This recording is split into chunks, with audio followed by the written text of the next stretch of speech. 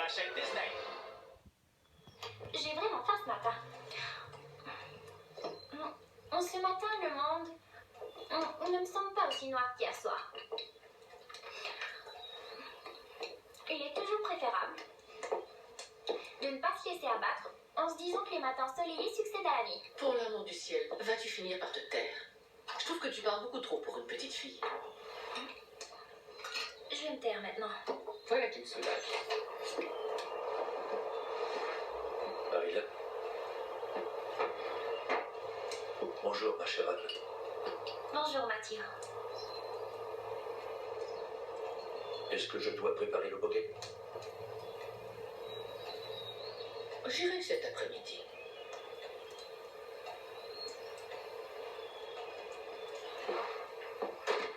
Maintenant, jeune fille, quand tu auras fini de manger ça, j'aurai plusieurs tâches pour toi.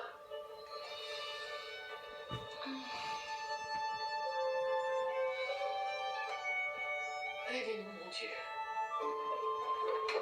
Fais attention, le sol est glissant. Tu es habitué aux animaux? Oh non, pas du tout.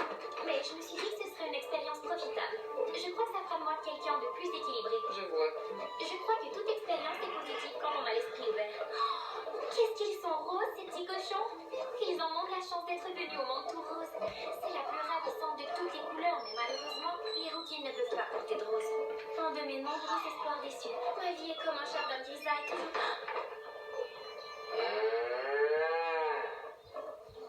Allez, viens par ici. Assieds-toi sur le tabouret. Tu n'as rien à craindre. Et voilà.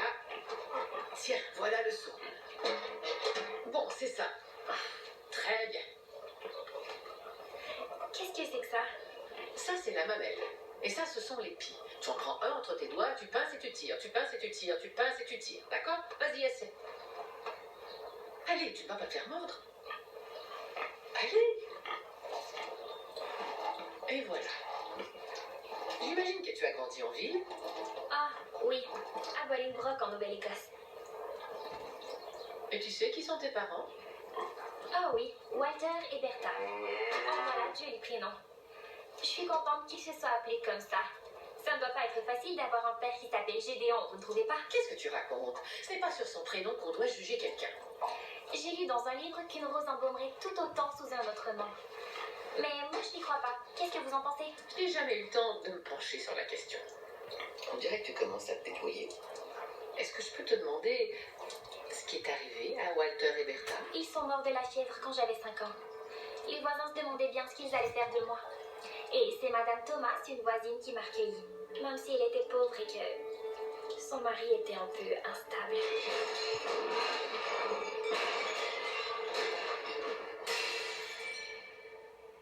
Par contre, il était très bon au jeu de dames quand il n'était pas contrarié. Ils avaient 4 enfants plus jeunes que moi. Et moi, j'étais chargée de les surveiller.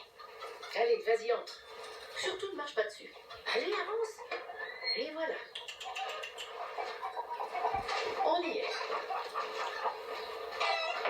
Très bien.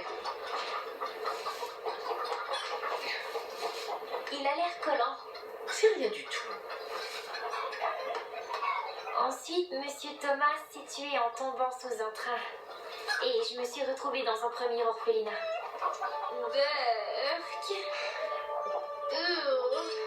Et que s'est-il passé ensuite? Ensuite, Madame Hammond a accepté de me prendre. Et comme je savais y faire avec les enfants, elle m'a gardée pour que je m'occupe d'eux. Madame Hammond avait eu 3 fois des jumeaux. Je n'ai vraiment rien contre les bébés, mais 3 paires de jumeaux d'affilée, ça dépasse les limites à mon avis. Elle était mariée, Madame Hammond? Monsieur Hammond est mort et Madame Hammond est devenue mélancolique. Alors je me suis retrouvée à l'orphelinat de Hopetown, dirigée par Madame Carlyle. Tu vas me payer ou sinon ce sera la maison de correction. Mais Anne, ces femmes-là, Madame Hammond, Madame Carlyle, Madame Thomas, elles n'étaient pas trop dures avec toi? Je suis sûre que ce n'était pas leur intention. Et si elles l'ont été, c'est parce qu'elles pensaient bien faire. Oh, regardez les mouettes! Quel bonheur ça doit être de pouvoir voler, de planer toute la journée au-dessus des terres et de l'océan. Vous voyez? Ah.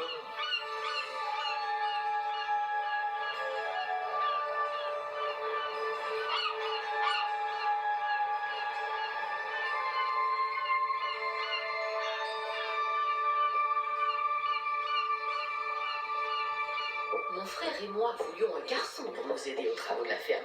Alors imaginez notre réaction à son arrivée. En tout cas, nous comptons sur les services sociaux pour lui trouver un foyer, une bonne famille où elle sera bien accueillie. Madame Cuthbert, il est très difficile de trouver une famille d'accueil en ce moment. Si vous n'en voulez pas, nous devrons alors la renvoyer à l'orphelinat ou à la maison de correction de Charlottetown. Ne me dites pas que vous ne pouvez pas lui trouver une famille convenable. Vous devriez peut-être contacter Gladys Haynes. Elle dirige l'orphelinat presbytérien de Charlottetown. Pardonnez-moi, mais j'ai des tonnes de dossiers à régler. Au revoir, Madame Cuthbert.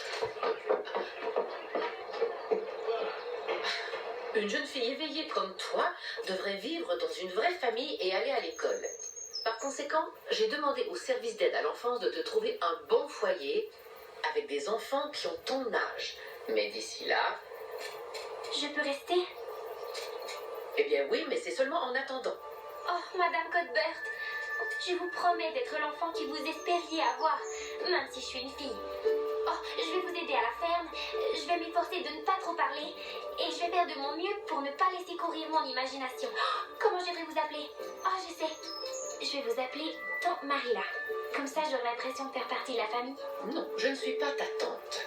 Et je ne crois pas qu'on puisse affubler les gens d'un titre qui ne correspond à rien. Mais vous pourriez vous imaginer être ma tante. Non, ça j'en doute. Vous ne vous imaginez jamais dans un monde différent? Non, jamais. Et je veux que tu m'appelles Marilla.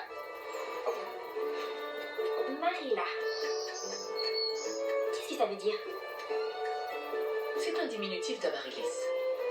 Oh, c'est vraiment très joli comme nom. Vos parents devaient avoir beaucoup d'amour pour vous.